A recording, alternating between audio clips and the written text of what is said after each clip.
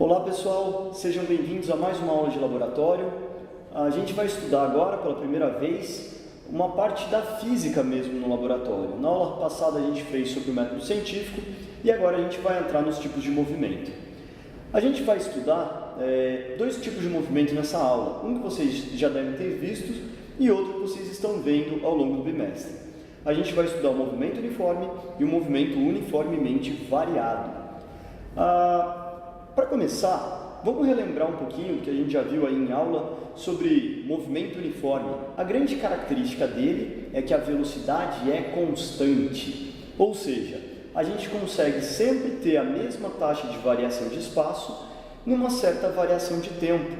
O espaço sempre aumenta de 2 em 2, 3 em 3, 4 em 4, 5 em 5 metros, dependendo se a velocidade for 2 metros por segundo, 3 metros por segundo, 4, 5 metros por segundo. Então a gente sempre vai ter uma constância dessa velocidade, ela não varia. Ou seja, se a velocidade não varia, eu não tenho aceleração. É importante a gente ver como que fica o gráfico da velocidade pelo tempo. Como a gente pode ver na imagem, é um gráfico que fica constante ao longo do tempo.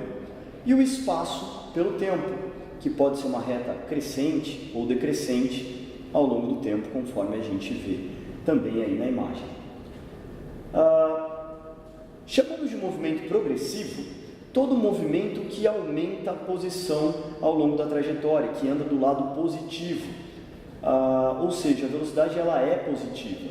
Todo movimento chamado de retrógrado é um movimento que está voltando em relação ao que se considera positivo, está andando na direção negativa, é uma velocidade negativa.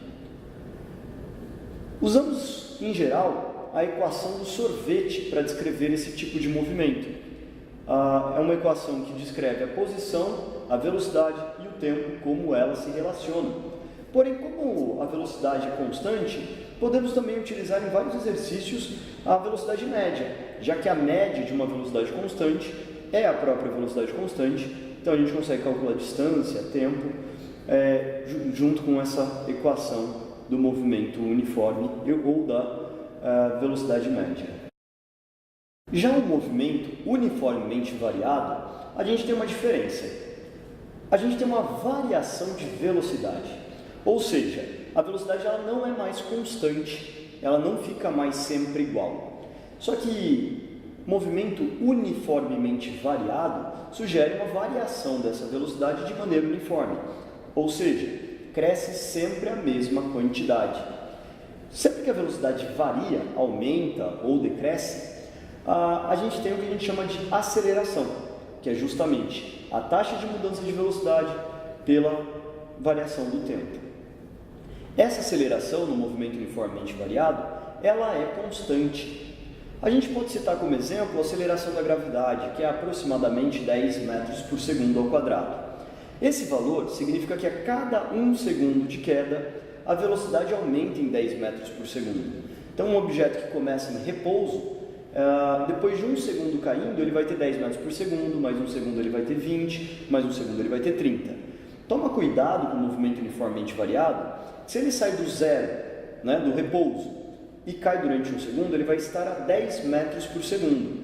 Muita gente confunde e acha que ele caiu 10 metros, pois se passou 1 segundo e ele chegou aqui embaixo com uma velocidade de 10 metros por segundo. Isso não acontece, porque ele não permaneceu durante todo esse tempo de queda a 10 metros por segundo. Ele saiu de zero e foi aumentando gradativamente até chegar em 10. Então, a gente tem que tomar cuidado, porque aqui o raciocínio ele não é tão lógico, ele não é tão linear, ele não é tão proporcional como no movimento uniforme. Então, toma cuidado com esse raciocínio. A gente precisa, nesse caso, definir também dois novos tipos de movimento. A gente falou do retrógrado e do progressivo.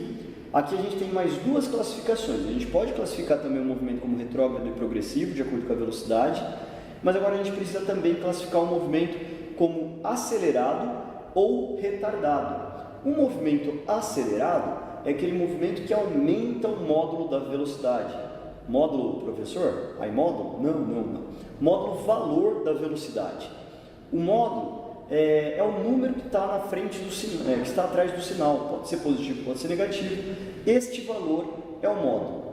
Sempre que o módulo aumenta, a gente tem um movimento acelerado, ou seja, uma velocidade positiva fica cada vez mais positiva, cada vez maior, o mais 3 vira mais 4, mais 5, mais 6, é o movimento acelerado. O movimento que era negativo tinha velocidade menos 3, tá, menos 4, menos 5, menos 6, está aumentando o módulo, então também é um movimento acelerado. O movimento retardado é um movimento que está freando, é um movimento que está cada vez mais devagar, que o módulo está diminuindo. Era 2, vai 1, vai para 0. Era menos 4, vai para menos 3, menos 2, menos 1 e 0. Esse menos só indica o sentido do movimento. O módulo, o valor, é o que está indicando realmente a velocidade do objeto. É importante também a gente ver as características dos gráficos do movimento uniformemente variado. Como a gente pode ver, como a aceleração muda a velocidade, a posição não mais muda linearmente, como a gente vê no gráfico. Fica uma função de segundo grau, fica uma parábola. A velocidade, por outro lado, varia de maneira uniforme. Como a gente vê no gráfico, ela cresce ou decresce com uma linha reta, com uma função de primeiro grau. A aceleração ela é constante, com um valor diferente de zero, também como a gente vê aí nas imagens.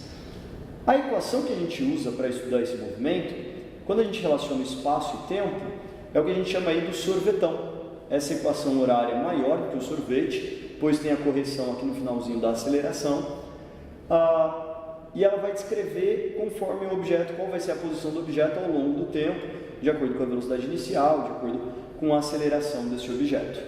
A gente também tem uma equação para velocidade, né, ou conhecida como vai que eu vou atrás ou vou a t, ou aí, o v igual a v0 mais at, que mostra como a velocidade muda ao longo do tempo. E a gente também pode usar uma outra equação chamada Torricelli, que isso vocês vão ver em aula, mas a gente não vai utilizar ela aqui no momento. Bom, agora então a gente vai explicar os dois experimentos que a gente vai fazer em aula. Vou chamar aqui a ajuda do nosso ajudante Iago. Vem pra cá. Dá um tchauzinho pra câmera. Dá lá risadinha. Vamos lá então. A primeira experiência que a gente vai fazer é a do termômetro. A gente construiu um termômetro caseiro, com uma marcação de 1 em 1 centímetro, aqui na coluna de líquido. É um termômetro feito com álcool e corante. A gente vai colocar ele para esquentar e essa coluna de líquido vai começar a subir. Toma cuidado, a água está quente, todo o material está quente. Então, se for encostar em alguma coisa, segurar na rolha. A rolha ela é um isolante térmico melhor do que qualquer outra parte do termômetro. Tomar cuidado para não encostar. No momento que estiver fazendo essa experiência, só pode ter uma pessoa do grupo aqui e a outra gravando no celular do outro lado para ver como que sobe ao longo do tempo isso daqui. Os demais do grupo devem permanecer afastados por uma questão de segurança, para a gente não entrar aqui em contato com água quente. Sempre pedindo ajuda para os professores ou auxiliares que estiverem no local, sem fazer essa parte do experimento sozinho. Enfim, então a gente só vai colocar aqui agora para ver conforme vai subindo. Enquanto grava, a gente vai ver quanto tempo leva para subir cada centímetro marcado aqui. Depois de fazer uma tabela, a gente vai definir se esse movimento ele é uniforme ou uniformemente variado. Além disso, a gente vai classificar ele como progressivo ou retrógrado, acelerado ou retardado, em cada um dos trechinhos de acordo com a marcação que a gente fizer. Ok? Vamos lá então?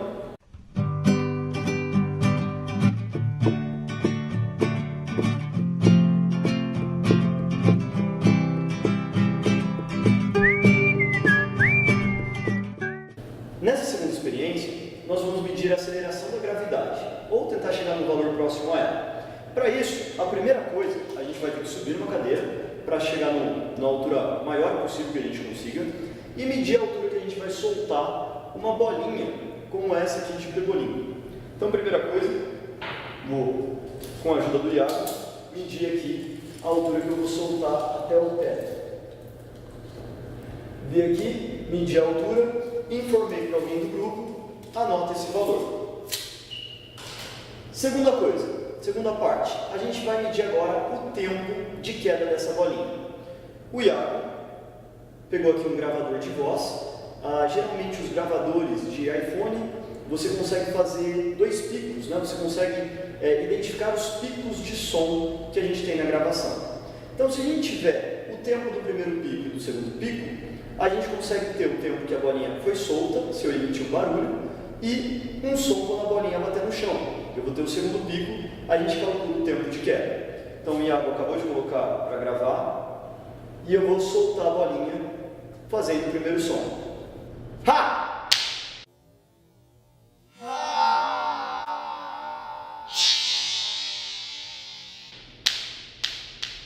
Beleza.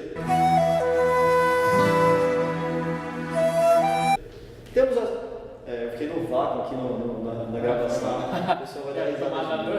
Não vai fazer tomada 2, vou deixar assim mesmo. Enfim, a gente vai ter 2 picos, na verdade serão vários picos, né? Porque a bolinha ela quica, ela vai